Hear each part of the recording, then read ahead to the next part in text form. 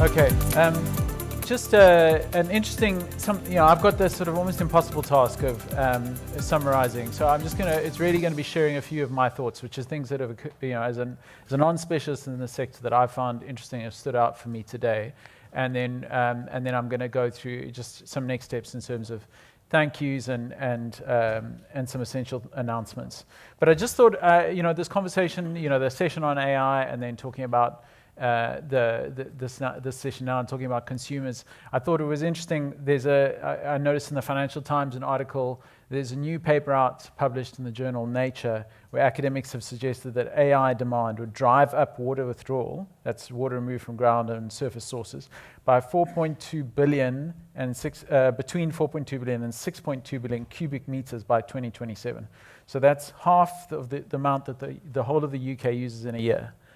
So it's interesting that we're talking about using AI to help us conserve water, but there's also this interesting feedback loop that AI is actually very water intensive because of cooling of data centers. So there's a fun fact for you to ponder over your drinks.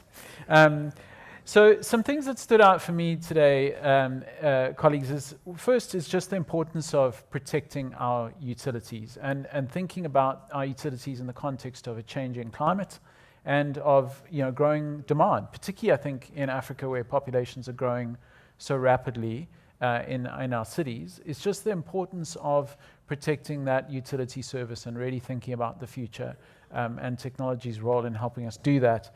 One of the most basic functions of a city government is to take clean water into a city and take waste out and keep that environment healthy. It's one of the most basic functions. And it is challenging already, and it's going to get more challenging with the changing climate. And the other thing that's very clear from all of the conversations is around partnering with residents and thinking very carefully about that resident relationship between resident utility, resident service provider relationship, and that came out strongly in this last panel. And then just I think, where Alderman Nielsen in the morning really stressed it, is that the importance of revenue for future investment. If we're going to continue to help our utilities adapt and invest for future demand, we have to have that strong revenue stream, and this AMI piece is so critical to that.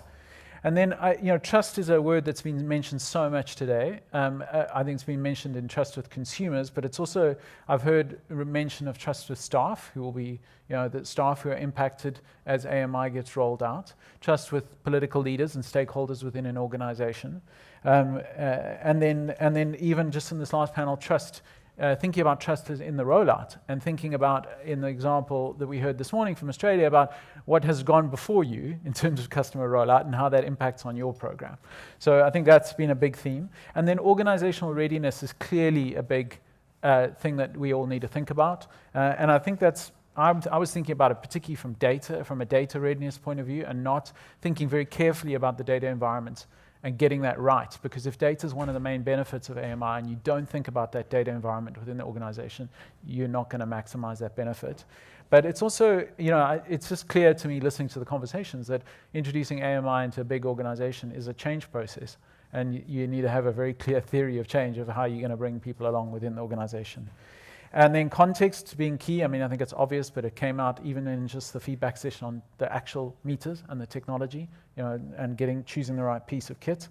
The last thing two things I want to say is, one is just this point about evaluation and thinking about, very deliberately as you introduce AMI, how are you going to actively learn through that process and adjust? Because it is a really important intervention. You don't often in utility or city governments get to do this kind of technology change often. So thinking right up front about your monitoring and evaluation and how you're going to learn seems to me to be really important. And then given that this is the first SWAN gathering in Africa, I just think one final reflection on the African context is that we have significantly more different and potentially more challenges than what we've heard about from the US, European and Australian examples. But there's also potentially a huge opportunity with infrastructure going in for the first time to get it right the first time, and to learn from what's happened elsewhere in the world, to choose the best meters and to think about the data systems and to think about the customer engagement and get it right first time. So those are some thoughts from me. If I can just have the next slide, or let's see, there we go. So I just wanted to take another moment to thank our sponsors for the event, and maybe we can just give them a round of applause.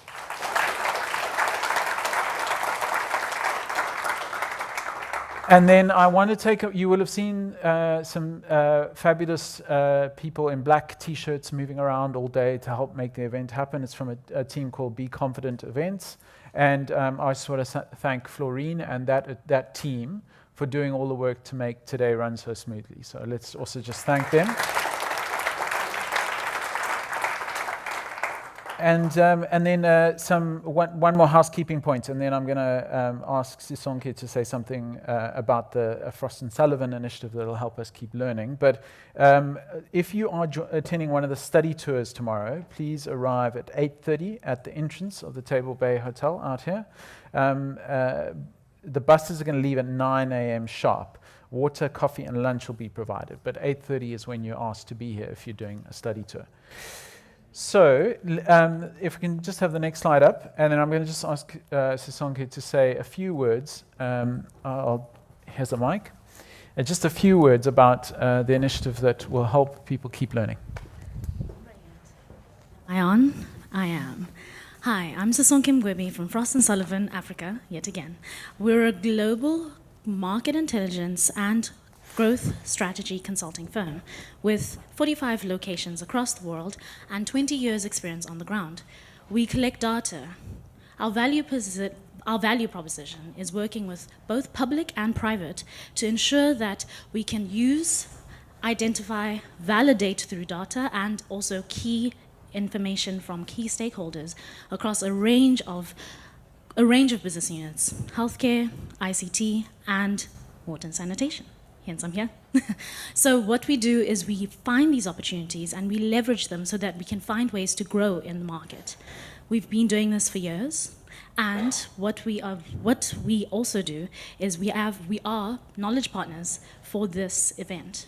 And for this event, as delegates, we have given you guys 1 week access to our water and sanitation part of our vast directory of information, reports, studies throughout global and local when it comes to this information. All you need to do is contact Rebecca Mabega at the email address, and if you do come to me around in the corner, I do have a report on water metering systems. It's a brief document, probably 10, 12 pages long, and it explains what information we have and an example of just what you'll be able to find in our report at frost.com. Thank you very much. Great, thank you. Let me take that from you. Okay, so if we can have the last slide. So it's the part you've all been waiting for, is the drinks reception. So just want to say thank you to OnTech for sponsoring that. The next thing that's going to happen before you go to your OnTech sponsored drinks is a group photograph. So we're going to gather just outside here for a group photograph, and we will all be very dutiful and obedient to whatever the photographer tells us to do, so that we can get that done and move on to the drinks. But I just wanted to say thank you all for joining us, and thank you to the SWAN team for inviting me to do the MC role today. And I just want to say to those of you who are visiting Cape Town from outside, please do make the most of being in our city and enjoy it. We love our city and we're very proud of it, and we hope that you'll really enjoy your time in the city. For you. That's good.